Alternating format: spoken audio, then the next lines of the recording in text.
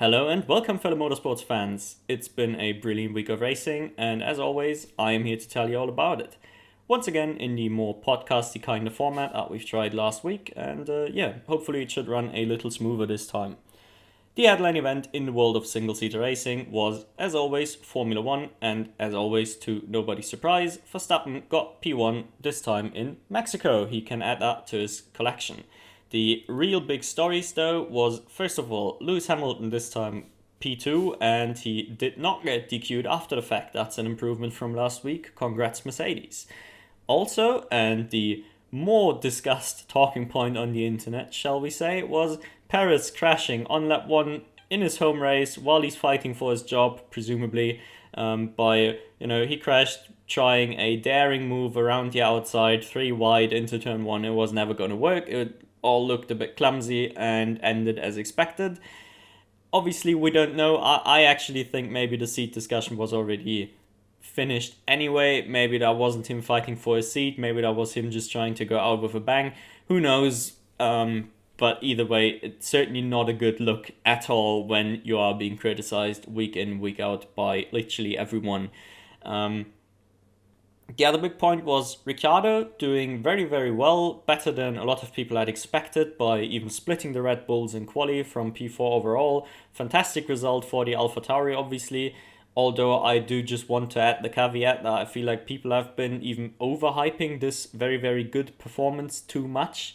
Just because Tsunoda wasn't over, but Tsunoda had to start from the back of the grid anyway. And then actually he had a fantastic race to get back up to the points and even was closing in on Ricciardo. Not directly, but the general region that he was racing in. And then he just did classic Tsunoda stuff by getting impatient and sort of binning it while racing Piastri. That was stupid, but it showed that the car had the pace. Ricciardo got to extract more from the potential of the car, a little more than Tsunoda, but I think actually in pace they were very similar. It's just that Ricciardo is the more consistent racing driver, and he had the luxury of actually doing qualifying beforehand. Yeah, I think that was all the big talking points from F1 actually. That was quick and painless. Alright, the biggest single-seater race of the weekend though was definitely not Formula 1, it was the SuperFormula Suzuka doubleheader to end the season. 3-way for the title, Liam Lawson versus Tomoko Nojiri. I don't know why I can't pronounce these names sometimes. And obviously, eventual winner, Ritomo Miyata. So first of all 3 of those drivers deserve it. Nojiri might even have deserved it most. He had to skip a race due to sickness. So that one was probably the difference maker at the end. But all of this comes with the caveat that unfortunately the first race of the doubleheader didn't actually really take place, and they only awarded half the points for it because the race had to get stopped only 6 laps in due to a massive incident at 130R, which more or less meant Lawson's chances of actually competing for the title ended before the Sunday, which was a bit unfortunate. Now, I don't watch quali for these series, but at least I've read that apparently his team put him on a really dodgy quali strat for the first race, which meant he had to start from P6. And then obviously, as I just said, the race didn't happen, so he had to stay in P6. Just really unfortunate all around. On the bright side, I don't think he had to rely on winning the title anyway, just because he had his F1 outing already and did really, really well. I don't think he now needs the SuperFormula result on his CV, if that makes sense. Whereas, had Ricciardo not broken his wrist, this ending P2 may or may not have ended Lawson's F1 dream for good, so we should all just be glad it turned out the way it did. He could have won race 2. He should have probably won race 2. But the show got stolen completely by, and I have to read this name, Kakunoshi. Yeah, I can't remember Japanese first names, unfortunately. That's even worse than most surnames for me. Kakunoshi Nota, who's a rookie, and he just got his best ever result by winning a race. So that was really, really good. Took the lead from Lawson on lap 1, turn 1, and never really had to look back, never really had to defend too much. Just fantastic to watch all around. And Miyata did secure his title by just, Lawson was out of reach anyway, and he just had to make sure he finishes ahead of Nojiri, and he did by finishing P3, whereas Nigeria only came on P4 and locked up the title for Miyata. He was definitely the breakout star of the season, no matter what the end result would have been. And I'm very much looking forward to seeing him in Hypercar, probably, I'd guess, in 2025, I think, should be the plan for Toyota. Although, who really knows with these massive Japanese manufacturers what they're thinking at any given time. But if I had to guess, I'd guess he'll be in WEC next year in GT, and then if it goes well, he'll step up to Hypercar for 2025. Or at least that's how I would plan it. Okay. There was a couple other single-seater races, namely there was a Nakam F4 series and the finally revived Southeast Asian F4 series, but unfortunately neither of them got streamed, at least not as far as I know. Please do correct me if I'm wrong and point me to the stream. I would very much like to watch these races. Since I couldn't though, and since both fields aren't exactly strong, I don't see a need to really talk about it, especially because the best driver in the Nakam F4 wasn't even present for a reason we'll get to in a minute. But to make up for the lack of races, we had a bunch of news instead, headlined by the announcement of the Macau grid, which I am so looking forward to the proper return of Macau this year. The F3 grid is really more or less what you'd expect, as in majority drivers you'd expect to see in those seats for the F3 season as well. There are a few notable exceptions though. First of all, there's Yugo Chukwu in the Trident, and we don't know what Yugo Chukwu was going to do next year, but there's still the rumor of he might not be in F3 despite doing the tests. He might end up in Freca. And then I guess it would make sense from the point of view of stay with Prema, do Freca with Prema, and then do F3 with Prema. Tends to be the best if you actually want to win the title, which tends to be the best if you want to go to F1. So, there's some logic behind it. I just wanted to point that out. The other one, or the other big talking points, is sort of what drivers should you be allowed to bring to the F3 Macau race, with one half of the fan base arguing no, it should be for F3 drivers, and the other half arguing that it should be for whoever. I personally, I might prefer the second stance actually. I think it would be great if it was just an all-star race with whoever wanted to competing, and we just take F3 cars because they are the quickest cars that are still safe and somewhat raceable on this track. That would make sense to me as a line of reasoning, because there's Dan Ticktum doing it. He's been driving in Formula E, he feels very out of place compared to all these youngsters, but then again he wants to win, he wants to get his, I believe, third title for this specific event, so it does make sense. It is a prestigious title. I would like people to return to defend it, but I would also then like that to be the norm and not just 2 or 3 really, really experienced drivers going up against the field mainly consisting of F3 or below kind of drivers. So it is a bit weird when you have essentially F4 graduates going up against like fully fledged professional racers. But let's just wait and see how it actually plays out on track. The F4 grid is not quite as interesting. For me, the big one is Freddie Slater doing it, Lindblad also still doing it in F4, which I thought more curious than anything, but still. And for our newly found Formula One Academy fans from last week, Bianca Bastamanti is also going to do it. So that's pretty nice. That's a few interesting names. Obviously, Bastamanti not expected to do anything. Slater, I personally hope, can actually be fighting for the win. But we'll have to see again how it plays out. Unfortunately, half of the F4 grid is from the... it doesn't sound wrong at all. Unfortunately, half of the F4 grid during this Asian race is Asian. But you know what I mean. The not Asian nationality, but from more Asian-oriented F4 series, which just means not super competitive F4 series. So I don't expect this to be the most competitive race of all time, let's just say.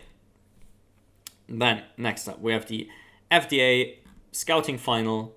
I think has taken place this weekend. I might be mistaken here. Either way, they've announced the driver. So, in case you don't know, that's the Ferrari Driver Academy Scouting World Final. And they have published the list of names competing, which is 6 drivers. Obviously, it's not a competition we can actually watch, but we will be able to read about it. So, there's Pedro Pedro Claro and Pedro Juan Moreno, who is the aforementioned Nakama 4 champion. He already locked up the title, so he didn't even need to compete this weekend anyway. Kind of excited for him. I didn't really have any good... Well, I don't think anyone has a really good reference point for how good he really is, but he certainly looks like an interesting driver. He's been really dominant over in the Nakam series, at least. Claro, I don't really expect to be signed. I don't think he's that level of driver. He looks like a very solid driver, definitely one where I could, he seems to have the skill for a professional career, at least if he doesn't run out of money. Like he's quick, but he's not F1 quick, so I don't think Ferrari would necessarily sign him. The big name is René Lammers, European OK champion, had a good shot at the World Championship title as well, just an all-around karting star, really. He's really, really good. I'd expect him to be picked up. And then the other one competing from that area of the world is Emanuele Olivieri, which is the most confusing pick really for me. Now, he's been in a Tony Kart, and Tony Kart has not had the greatest season of all time, shall we say. So there is that caveat, him not fighting for big wins during European finals or something is not entirely on him. But still, I just don't think he's done much to impress, really. So either they know something that we don't, which, well, they definitely know a lot of things that we don't, but in this case, it would have to be quite outstanding, or I just don't really see the point of him being there other than they wanted to give an Italian a chance. Now, the name they left off the list from the European scouting final beforehand, and this is the egregious one, is Thomas Stolzamanis. In case you don't know him, he's a fantastic karting driver, really good in KZ2 this year, which is a super competitive category, and not one for junior drivers usually, but one for professional karting drivers, essentially make up the majority of those grids. So him doing really, really well there in his first seasons is fantastic, and I think he's got tremendous potential. Unfortunately, Ferrari seems to disagree. I hope we still see him step up to F4. He's already 16. I'm slowly, I've got this creeping suspicion of he might not have the funds necessary for the switch to cars, and I sincerely hope that's not the case. I can't really comment on William Goh and Enzo Ye. I think I've seen Goh once and I've not seen Ye race at all. So I don't know, maybe these two are really, really great. Maybe they're terrible. We'll see in a bit when they actually start getting into cars, I guess. Or outside of Asian championships, for that matter. Then, next up, we've got a bunch of news this week regarding former Formula 2 drivers and future Formula 2 drivers and what they're going to be doing next year. And headlining this is Franco Colapinto, Williams Jr., and just overall great F3 driver, joining F2 next year and for the Abu Dhabi round with MP Motorsports. Now, I think that's a fantastic move for him. Williams probably helped with the funding a little bit, but either way, I'm glad he has finally made it to F2. I'm glad he's made it to F2 in a pretty competitive seat. Obviously, there's the Dragovic anomaly that means we don't really know how good the seat is. Is it championship winning? Is it mid-table? I don't really know. I'm not entirely sure. The one thing we can say for sure is if he's good enough, he'll, at the very least, bare minimum, be fighting for points every round. As in, that's what the car can do, if not better than that. So I'm just looking forward to it. I think he'll do great. He's certainly one of those on the ladder with the off chance of making it to F1 eventually. He's just not really been in the right cars for that sort of career trajectory, if that makes sense. And then a big controversial one. Obviously, everything regarding F1 Academy and women in racing seems to be a bit controversial with a lot of people. I'm not entirely sure why. F1 Academy in itself is somehow a controversial institution, although I think it's just flat out positive. It's just great to get more women into racing, and if that is a way to do that, then great. But, there's people saying it's sexist because whatever. Either way, this one is it's great and sad at the same time, which is winner Marta Garcia will get a fully funded Prema seat in FRECA next year. So the bits that I really like there is fully funded FRECA Prema seat, great. The thing I don't really like as much as the name. Marta Garcia she's been very good obviously in F1 Academy. I have to speculate because just like you, I've only seen one of the rounds. But I mean, she's a champion. She must have done something right. Only problem is this year's F1 Academy grid, even for the standard of female drivers, was quite weak. It said the few really good names were missing. And this seat, then, the fully funded seat going to the champion, now probably means that other more promising women will have to take a step back to go to F1 Academy to then get a fully funded Premier seat. Notably here is Maya Wirch, who's been in FRECA already this year. She's been with Kick. She's done really well considering the car she's in, and I would have very much liked her to get a better seat for next year. For example, a Premier seat to actually show if she'd be capable of like scoring regularly or competing for the occasional podium or something. You know, we just don't really know, if we're honest. But she now won't get this opportunity, and instead it's rumored that she'll go back from FRECA to F1 Academy, which is like 4 steps backwards, it feels like, to then essentially dominate the field next year, presumably to go back to FRECA. Seems like a waste. Again, the fully funded seat, anything fully funded is just great, but she shouldn't have to take, to just pause for a year, essentially. The other side of that story, though, is the fact that they are apparently trying to get like all the really good female drivers into the F1 Academy system. So that's good. That is a good change, I guess. And then Maya Wirch has to be part of that. She's one of the very few notable good women out there at the moment at sort of an appropriate age, I suppose, that has to be added. The other one that's actually rumored to maybe go there is Dorian Pan, which is surprising to say the least, because she's, on her way to become an endurance or sports car racing star. So, and also I felt like had a good shot at maybe actually being a Lamborghini factory driver in the future. So for her to go to F1 Academy would be even more steps backwards, but equally maybe she could combine it with a WEC season. And she is so good. Now, I would very much like her to do it just because I want to see her give single seaters a shot. Now, that's selfish from me. That's certainly not her best career choice, I don't think. But, just to see how good she really is, I'd appreciate it. Okay, let's move on from this. Now, sort of a big bombshell, really, at least for me, I did not see this coming whatsoever, is RLL not signing Vips for next year, although he's done really well for him this year at the end of the season when they brought him in for a couple of races. And instead they're going to sign Pietro Fittipaldi, which is just underwhelming. Yes, Vips might not be, a born streaming personality, let's just say, but he's a really good racing driver. Certainly better racing driver than Pietro Fittipaldi. So, bit sad for him. On the bright side there, they said they are looking, they see him as a long-term option. They are looking at possibilities of getting him into like an LMP2 seat. So maybe they're thinking about the BMW RLL seat years later down the line. Who knows what they're planning behind the scenes. But it is at least promising that they're not dropping him out, right? They are trying to still sort of support his career. That's a good thing, I suppose. Just a bit sad that IndyCar is bringing in yet another pay driver over someone more talented. Next up, we've got Jack Doohan leaving F2 for next year.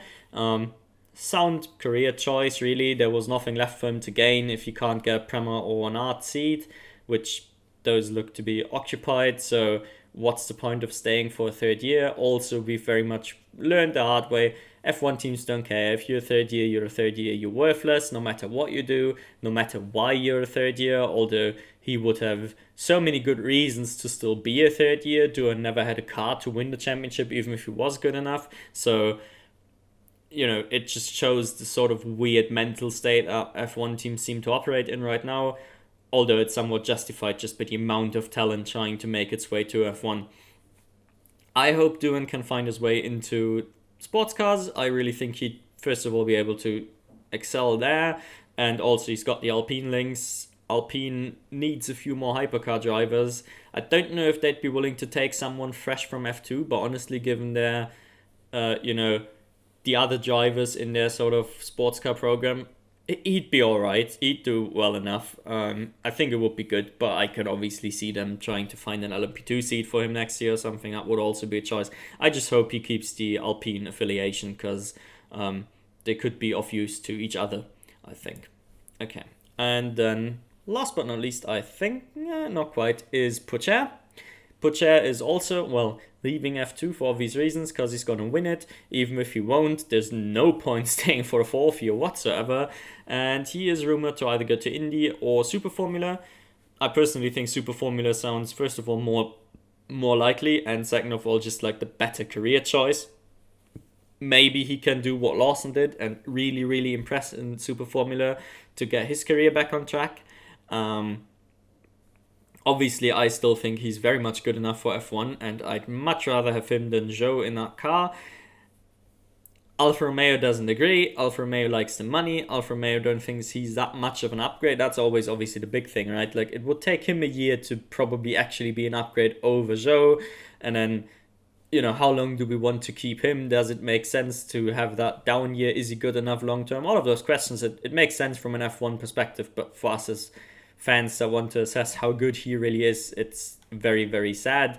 So yeah, I definitely hope he goes to SuperFormula and manages to, crowbar his way into F1 that way.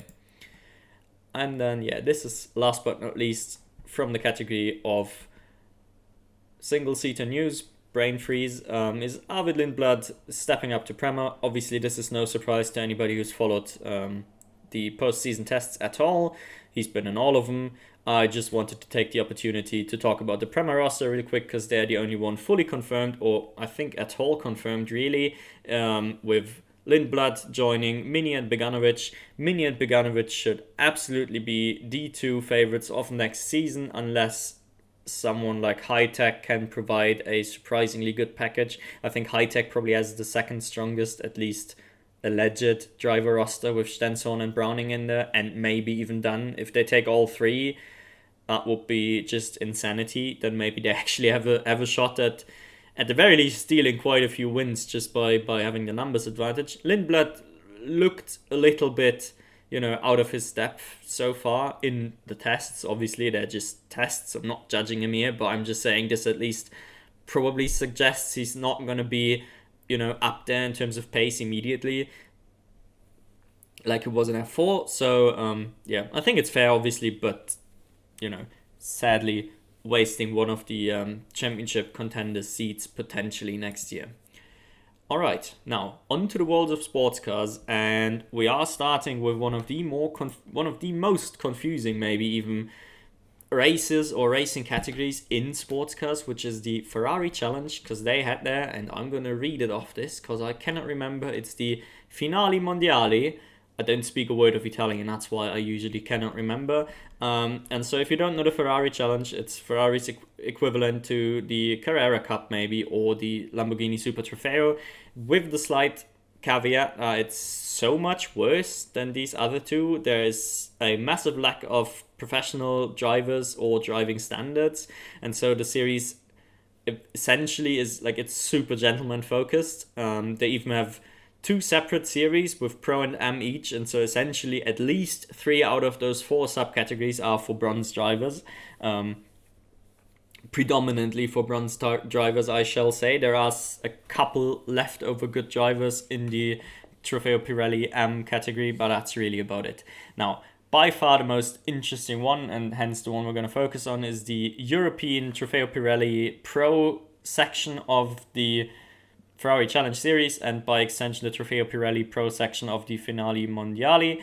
And this one is mainly between 18-year-old Eliseo Dono and, I believe, 21-year-old Thomas Fleming, and they actually both seem like quality drivers. They've been going up against Adrian Sutil, so they've had a good yardstick to sort of be measured against. They still both came out on top, and Eliseo Dono was the quickest one earlier on in the season.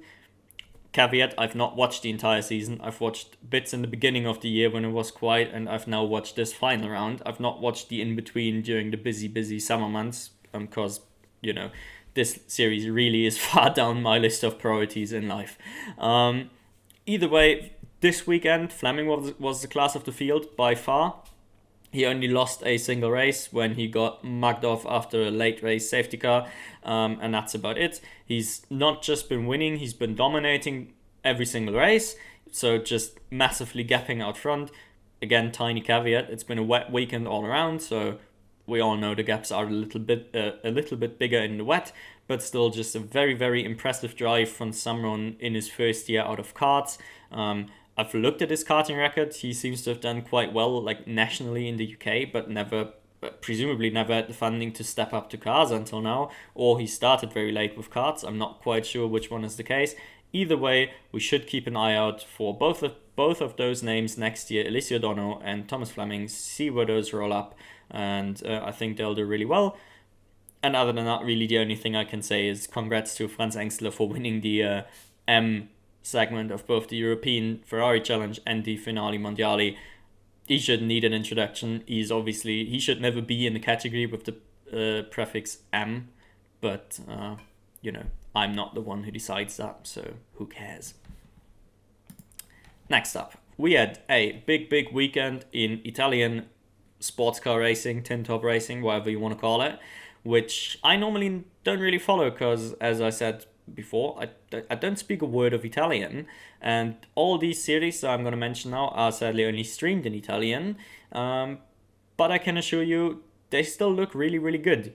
Interestingly, the Italian GT is the headline event, and probably it was the least interesting to watch for me, at least. Not that many quality drivers, or rather, I don't even care that much about the quality of the overall field. Rather, there was a big gap between the couple top drivers and the rest in this grid. So it felt like a bit of a 1v1 between the eventual champions, the BMW Italia number 7, I believe the car was, from Jens Klingmann and Bruno Spengler, driven. Really good. Those two don't need an introduction. And then they were going up against the number 36, the number 63 Lamborghini from... Got to read those. Mattia Michelotto and Edoardo Liberati. We know Liberati. I don't know if I know Michelotto or if I knew him before this. I'm not entirely sure. He might be like an Open GT driver or something who I just, have at my peripheral memory.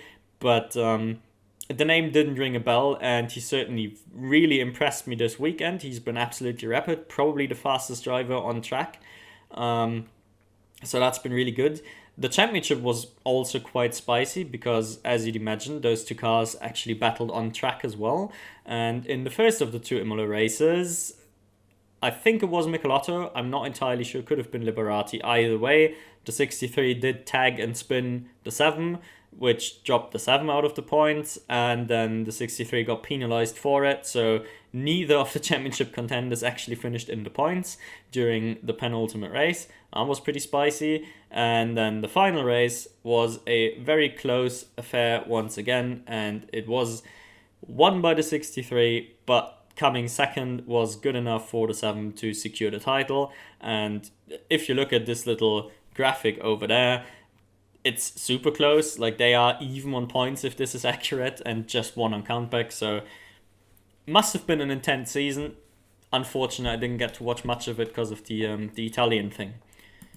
Similarly, Porsche Cup Italy looked fantastic, honestly. This actually looked great. This looked like a top 3, top 4 Porsche Cup series. Like, not much worse than the Germany one, actually. Big field, a little more gentleman driver oriented, but still a lot of big names as well, which, the biggest one of them all in Porsche Cup Car actually won the season without winning a race in the final round, which is Larry Tenforde, the ultimate Porsche Cup superstar.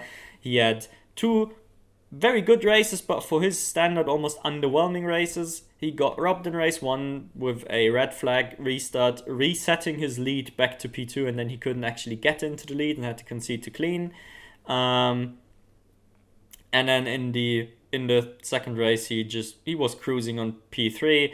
He didn't really have to do anything anyway. Maybe he was just cruising because he knew that'll be the title for him. It's still just an impressive feat that he actually secured the title while missing... Is it 2 or 3? Yeah, while missing 2 of the rounds. So 4 of 12 races he missed, and he still secured the title ahead of Gianmarco Carismini and Riccardo Agostini.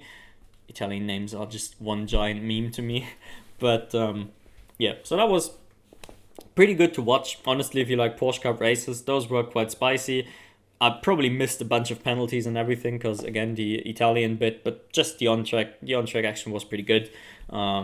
Definitely would recommend checking it out. Similarly, TCR Italy, Very similar story. I've watched a single round of TCR Italy, which was the crossover round with the TCR World Tour, as well as the main TCR series I follow, and then a little bit the European one, and that's about it usually.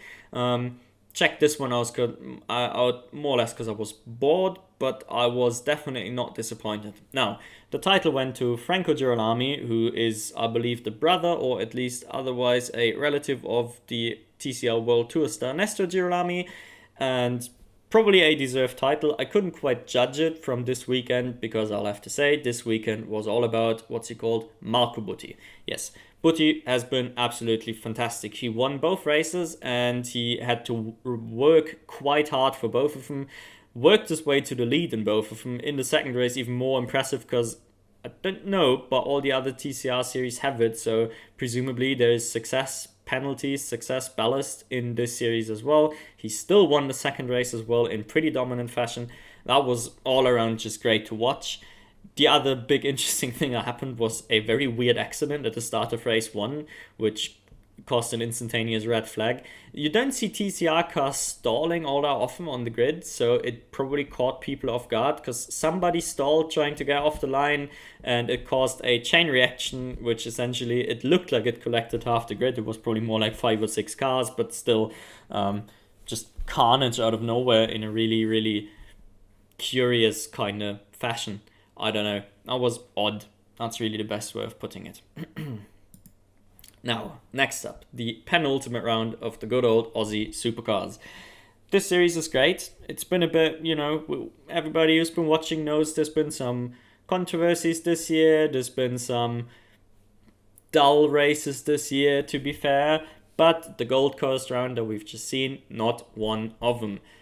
The first race was, a bit more of a slow burner, with Waters essentially just dominating out front for the entire race. And sort of the other big one was Van Gisbergen slowly working his way through the field to eventually secure P2 with a really late race overtake. That was pretty good. But aside from that, it was, as I said, more of a slow burner.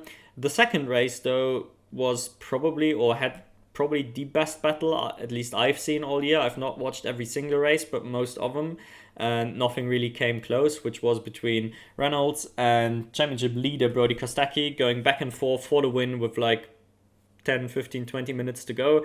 And it's been a phenomenal battle, and also, which is quite rare these days in motorsports, not called MotoGP. Which was we had multiple lead changes. So essentially Kostecki eventually got past Reynolds after a really long and hard battle, and then messed up just a couple laps later, ran the tiniest bit wide in one of the corners, and Reynolds was straight back in there, got ahead again, and actually got to secure the win. His first one since, I believe, 2018 it was said. First one since a while anyway. It was coming for a long time, and this also keeps the championship fight closer because it keeps Van Gisbergen a bit closer to Kostecki for the last round coming up. So either way, just fantastic for the storyline, fantastic for the thing we got to see with our eyes. I recommend checking out that battle, and you should all watch more Aussie Supercars if you're not already. Now, GT news, sports car news rather, I should say.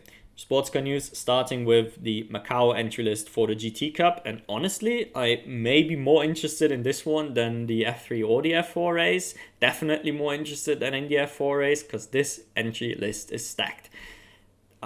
Key highlights, AMG versus Porsche is going to be the main portion of this event. Brackets if BOP allows, because they sent their absolute best. AMG just picked their 4 best GT drivers flat out, in my opinion anyway, with Danny Ancadella, Jules Gounon, Marengel, and Rafael Marciello. All 4 of them are stars. Marciello and Gounon at the very least superstar level in this field. Like, what more do you really want from a factory lineup attending an event like this? And then Porsche also handpicked all their best GT drivers with obviously the legend Kevin Estre, then the new GT golden boy Thomas Preining. Lawrence Vanthoor is just quality all around when he's not crashing into his brother, and Alessio Picariello and Matteo Caroli both also are doing really, really well over in the world of WEC and ELMS. Are both in ELMS? I think both are in ELMS as well. Either way, also 2 up-and-coming fantastic drivers. bit unfair to call Cairoli up and coming, but you know what I mean. And then also, as a little add-on, they've got Earl Bamber there as well. So that's 6 strong entries going up against the 4 very best Mercedes has to offer. That's fantastic. Unfortunately, between those and the other brands, there's a little bit of a drop. The next serious contender is BMW. They sent Sheldon van der Linde and Augusto Farfus, which they are both 2 of the best BMW GT drivers. Van der Linde in particular. Unfortunately, though, I think you can just see it from the numbers game. Like, sending 2 cars against 4 or 7 respectively might not cut it, you know? Like, BMW has the drivers. Obviously, maybe some of them don't have time, but there shouldn't really be much. I don't know. I haven't checked the if there's any schedule overlap, but I feel like, you know, give me 2 more cars, put Maxime Martin and Dries Vanthoor in there as well, and BMW has a really, really good shot at the title all of a sudden. This way, they've got a chance, obviously. They've got 2 quality drivers there, but the numbers dictate that they probably won't be going home with the win. Even worse for Audi, who really only sent Haase as their big factory ace, so only a single entry, really. That's a bit... There's Mortara there, but he's not there because he's an Audi specialist. He's there because he wants to get his... I don't even know. He's won it a bunch. I don't know how many titles, but yeah, essentially he's there to defend his... Well, or to increase his record a little bit. Not quite the same as sending 1 or 2 of your factory aces. I would have much preferred, obviously, put Mortara in there, but again, bring 2 other cars, bring Riccardo Feller and bring Matteo Drudi, and then all of a sudden we're cooking with gas, you know?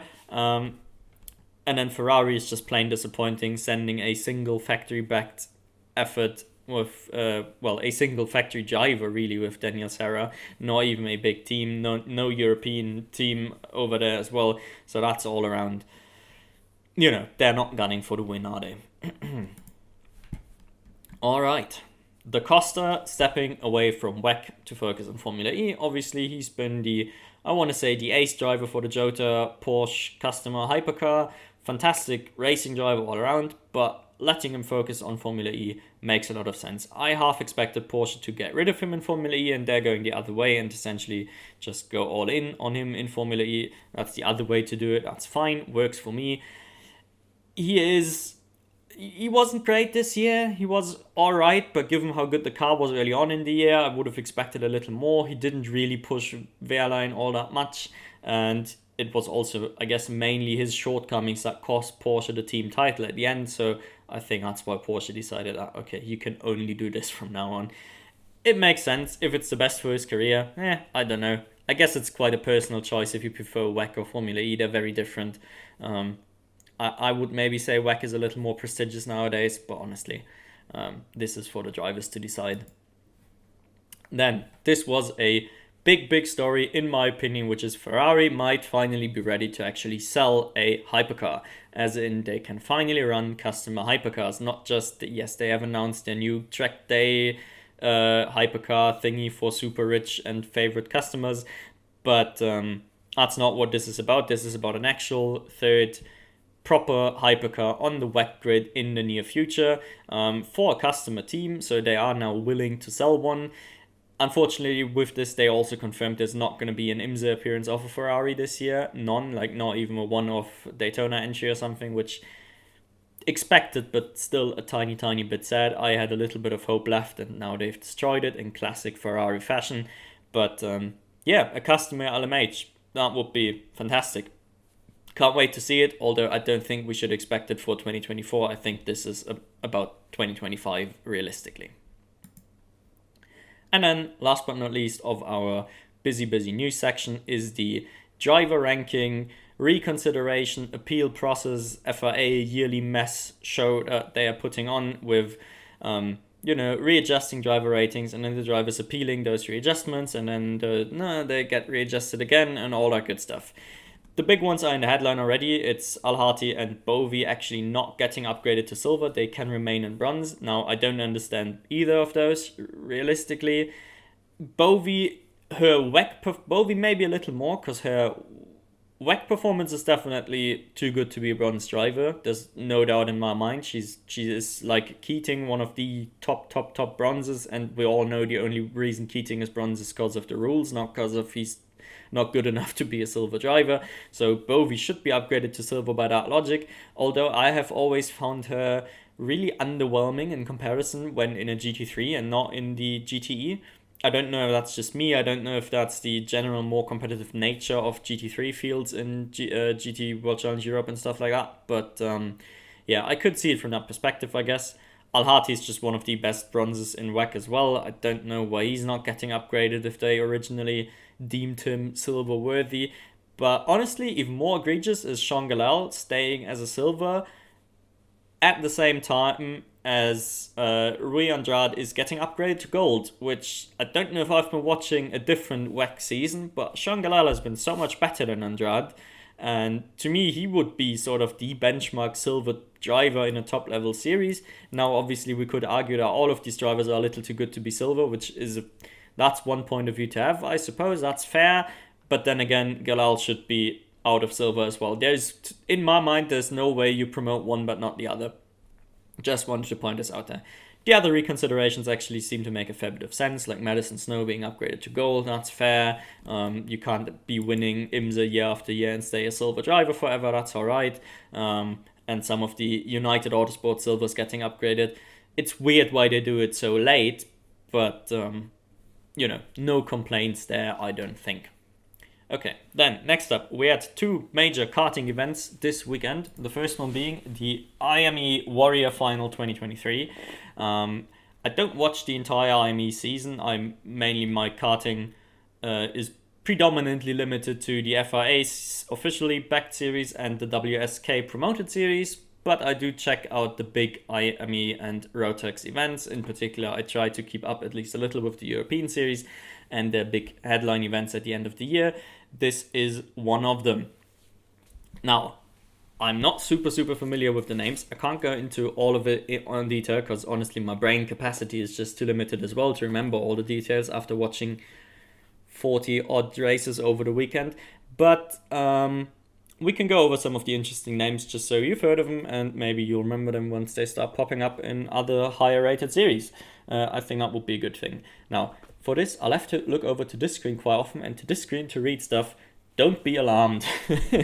For the mini-series, yes, we've seen Will Green wins ahead of Bogdan Cosmo Christopher. Now, the Cosmo Christophers both are really good. His brother is a category or two above him. I think he's in this one, I'm not even sure he wasn't competing. He wasn't competing here anyway. He's in juniors in the world of WSK and European FIA series, and his younger brother is also really good, always has been in the minis, seen him a fair bit, no surprise that he's up there. The big one for me though was Dan Alleman, who's had a fantastic superheat. He started on P3, got in some sort of incident that wasn't quite clear on camera, got shuffled to the back of the field and then recovered all the way up to P3 in a 9-minute race. That was quite stunning to watch. Deserved podium in the final as well. No complaints. Just go watch that one superheat if you want to see like a 9-year-old go ham. I don't even know how old he really is, but minis usually depends on the rule set. I haven't looked it up for here. Around 10 years old they should be, give or take a year. Depends on the specific series. Juniors, a couple years older. 12-ish, 11, 12-ish usually, maybe 13. All the way up to 13, 14. So these can be a little older. Some people make the jump from juniors straight to cars, although it's less, it happens less often. This one was really interesting or difficult to judge really because the entire weekend was sort of dominated by one team, by Fusion in the junior category. So that makes judging all the results that little bit more difficult. Harry Bartle still, won the race fair and square, not even part of the Fusion train because a lot of those got shuffled to the back over the course of the race. But still, that was a great and intense final race. But honestly, like all of those top contenders here, like the top 5, all would have deserved a win. Whatever. Just this looked like a really competitive field. Two of the names I'm following in this one I want to point out. Unfortunately, both did quite poorly. One of them is Rocco Coronel, who, you might know Tom Coronel, so there you go. One of the big racing families nowadays, apparently. He finished down in P27. That's quite poor. There was an accident somewhere along the line. He wasn't fantastic all weekend long, though. He was certainly a top 10 contender, maybe a top 5 contender, but didn't really seem to have podium pace or race winning pace or anything like that. So I maybe expected a little bit more from him. Still, making the final in a competitive weekend by itself is pretty good. Oh yeah, actually, he was there. I don't know why I'm making this up. Yeah, David Cosmo Christopher also there, and also got involved in something to be this far down in the fusion. Now the memory starts coming back to me. And then the other name I want to point out, which honestly P11 is a pretty solid result, is Christopher El Figali, who I've known because he's been winning a lot of stuff over the years in like Rotex finals, and this one as well, I believe, in the Warrior finals. And he has done really well in the OK Junior World Championship a couple weeks ago. So he is one of those up and coming drivers from a rare nation. Obviously Lebanon, not really one of those big racing nations that you think about, and so a natural underdog story to support for me. He's been, considering how good he's been in stuff like the World Championship, this was underwhelming, I'd say, but overall P11 in a stacked final is a really good result. It's nothing to be ashamed of at all. I was just hoping for, again, maybe something closer to a podium, but anyway, you should all remember those names. Okay, then next up, the seniors final. Now, there's some absolutely banging drivers in here. Obviously, Carly Atkins won, then Bollier is great, Ein Eichmanns is great, Fionn McLaughlin, if you don't know him, he is really good as well. He's had probably the most disappointing World Championship in the OK category, and that says a lot because half the grid had to retire. A lot of people went home very disappointed, but with him, after already about half the grid had retired, he found himself in the lead. He was quick all week, and everything was, set to, we're bringing it home, boys. We take the championship to Ireland, and then his engine just died. He didn't take off his helmet, but he still managed to look just heartbreakingly sad while walking to one of the marshal posts, and then sort of just sitting there, and with his helmet on, you could see how he's reconsidering all his life choices he's made up to this point in the last 14 or 15 years. Interesting to say the least. I'm really happy he had a good result here. Nonetheless, for me, the biggest performance of the weekend, maybe even not just in karting, but in general in racing, that's probably stretching it a little, but was Diogo Pinto, the Portuguese man, in front of the home crowd at Portimao. He only finished P27 in the final, so you might be confused now, what stunning race. In one of the super heats, he started in the Super 8 he competed in, he started down in, I noted P25, so about there, way down the grid, and in the 9-minute race, he got from P25 into the lead to win the race in front of his home crowd. Amazing. That came out of nowhere, and it was so good to watch. I do recommend checking out that particular super heat if you can, just to see somebody annihilate a field in 9 minutes. Brilliant. That's really the last of those that I want to highlight. Then, the second big karting event we had is the Rotax Max Golden Trophy / Grand Festival, it's called. Don't ask me why it's got such a confusing name. Apparently it is depending on which category you entered in. It's either the Golden Festival, there we go, either the Golden Trophy or the Grand Festival. Honestly, who cares? It's a Grand Festival. Now, get used to it. One of the big Rotax events, not quite their world final, that'll be in a month or so, but still one of the headline events of the year, so one we should talk about. Now, in the micro category, there's really only two things to note. I guess before that, this weekend was particularly interesting to watch because it's been sort of very mixed conditions all around. Almost none of the races were fully dry, but equally none of them were actually raining wet. So it was just damp and, moist all weekend. It's interesting conditions probably for the drivers. So just keep that in mind. Those results might not be representative of their average dry running performance at all. Either way, Jensen Chalk, absolutely dominant in the micro category in both superheat and the final. I was really, really good to witness. Yeah, you can see here he won by 10 seconds in a small, tiny kart in a 12-minute race. That's rather disgusting. So we should keep an eye out for him. The other one I want to point out is, and I always have to read that name. Yeah, Dominic Rocha, yeah, whatever, Hungarian boy in P11, number 24. Is it just Rosa? If anyone Hungarian is listening, please let me know. And then also you could let me know, I don't know if it's an anomaly that he's now down in P11, or if it was an anomaly that he started in pole, on pole, because that's what he had. He started on pole for the final and just very, very quickly disappeared down to P11. And as far as I could tell, it wasn't an incident. He just didn't have the pace to keep up with the front runners. Now, I don't know if maybe the quali was in the dry and his wet pace is just bad, or he's just been at the lap of his life in quali and a couple of the heats to stay this far up. But then, I don't know, this is... Yeah, as I said, I don't know which one is the anomaly. If you do, please let me know. All right, in the mini category, two things we want to point out. Yes, we've got Albert Friend winning ahead of Lars Lambers and Nikita Lubimov. Yeah, I'm really bad with a lot of names, as you may or may not be able to tell already.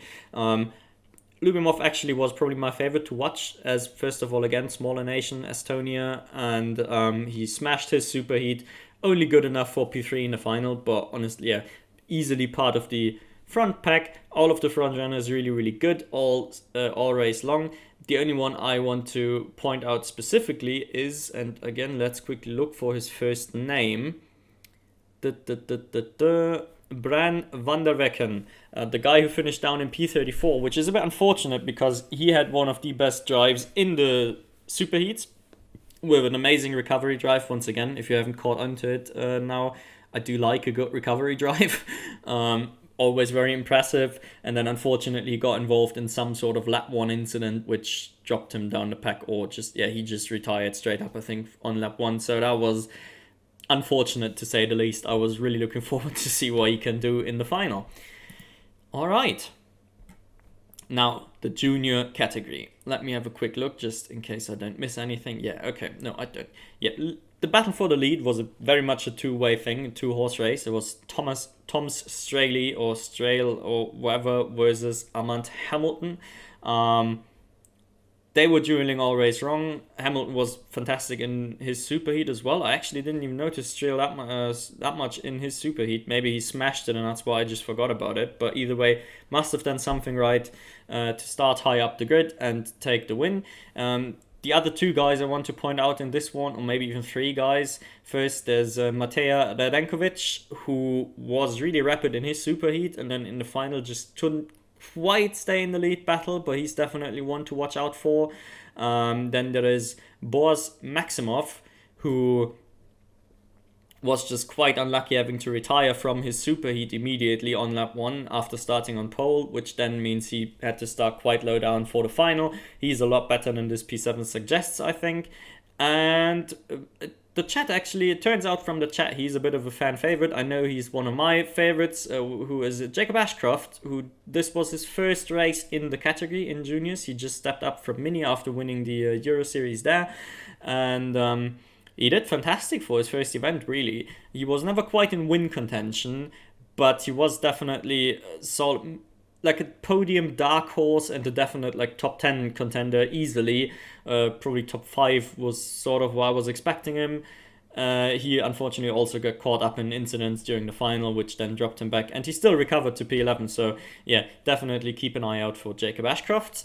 And then last but not least, this one's interesting for the ones watching Formula 4 series next year in particular. The seniors final, and it mainly featured two really big and important names. First of all, eventual winner Kai Rillards, who's been dominant in his superheat and pretty dominant in the final, ran away with Strouven from the get-go and sort of defended everything Strouven attempted to take the lead from him during the closing stages to a lights to flag victory.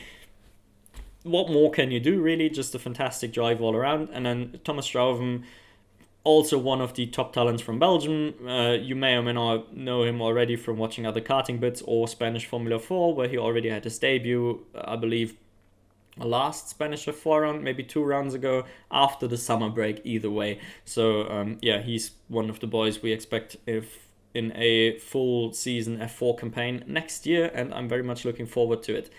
Unfortunately, the rest of the grid definitely seemed to be a step down from those two. The other one I may or may not want to point out for, well, full circle to F1 Academy is Emily de Hoys was also running, and she was running, you know, to sort of give some context for the rest of the grid. Obviously, she's a few years older than the ones we expect to make the jump to Formula 4, but keep in mind this is seniors karting, so there will be adults in there as well. There will be some 20-year-olds in there. She's not the only one, that's for sure. And she was sort of just about a solid midfielder in what I'd call like a tier 2 karting competition, to put her level into context, you know. Okay, then two-wheel action, and honestly this was probably, in terms of just the on-screen product, this was the best stuff this weekend. Both MotoGP and what we're going to get to in a second, World Superbikes, was absolutely fantastic.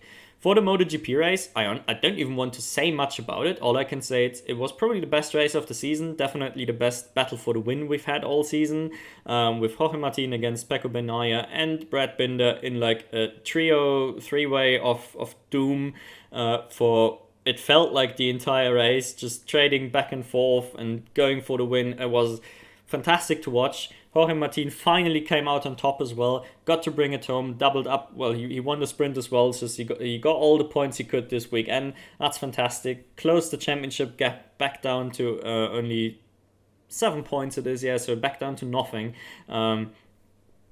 So huge championship implications and amazing fun to watch. Just 10 out of 10. Go check it out if you haven't. Unfortunately, really the only other talking point for me from MotoGP is that DJ Antonio unfortunately was not able to keep up his recent surge in form. He had the last couple races and dropped back down to more or less meaningless. That's a bit sad. I'd hoped he could actually keep that form up. There's been some rumors that it's actually about setup and everything. Who knows? Not looking as great for him still, let's just put it that way. Alright, then Moto2 and Moto3. Actually gonna cover both today, even though I normally don't really watch those full season. Or I haven't all year. I might want to change that for next year, actually, in particular Moto2. This weekend's race featured the second ever season win from, I don't know, Famine, I suppose, Aldegua. The Spanish...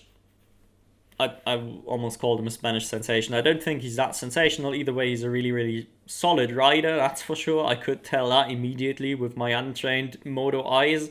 The key part, really, though, for me was how dominant he won in that sense. So I don't know if that's normal in Moto2. Maybe people can tell me, but he wasn't just winning. He was like 5 seconds clear from Pedro Acosta, who is a obviously really hyped up talent and presumably going to be in MotoGP next year and all that good stuff. And then Acosta was also well clear of everybody in P2, ahead of Somkiat Chantra. I want to say it's Somkiat. I don't know. Again, me and names. So that was just a really neat story I found with him finishing on the podium in front of his home Thailand crowd. How often do we see that in any type of racing when it's not a national series? That was just fun to watch, I suppose. And then the only other bit of noteworthy stuff from this race for me, and just because I know it from the social medias, anti-fan favorite Jake Dixon, who apparently is known as a bit of a cunt,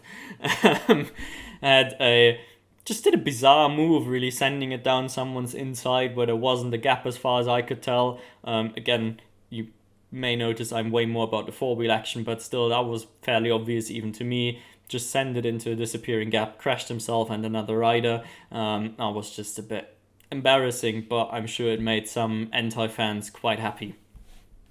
Now, Moto3, this is usually not the sort of series that I like to watch, just as in it's got it's super entertaining, so I do like watching it for that aspect. It's just also very confusing to follow, and the results feel very random at times because it's such a fucking draft fest.